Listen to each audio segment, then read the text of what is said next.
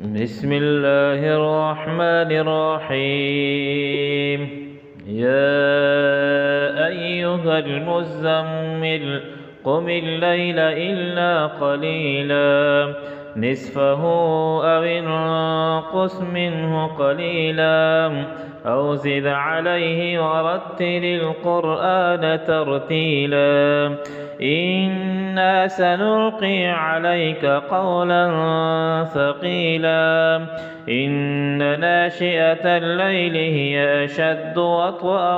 وأقوم قيلا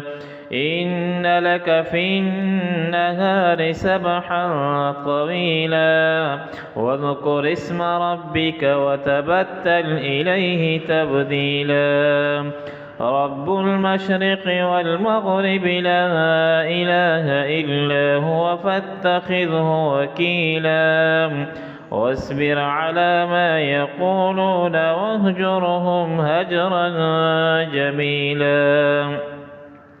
وذرني والمكذبين أولي النعمة ومهلهم قليلا إن لدينا أنكالا وجحيما وطعاما ذا غصة وعذابا أليما يوم ترجف الأرض والجبال وكانت الجبال كثيبا مهيلا إنا أرسلنا إليكم رسولا شاهدا عليكم كما أرسلنا إلى فرعون رسولا فعصى فرعون الرسول فأخذناه أخذا وبيلا فكيف تتقون إن كفرتم يوما يجعل الولدان شيبا السماء منفطر به كان وعده مفعولا إن هذه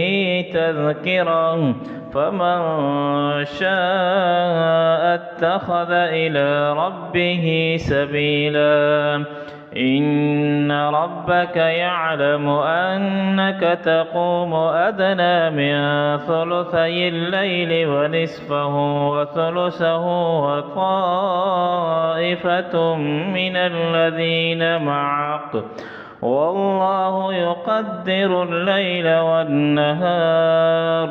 علم أن لن تحصوه فتاب عليكم فاقرؤوا ما تيسر من القرآن علم أن سيكون منكم مرضى وآخرون يضربون في الأرض يبتغون من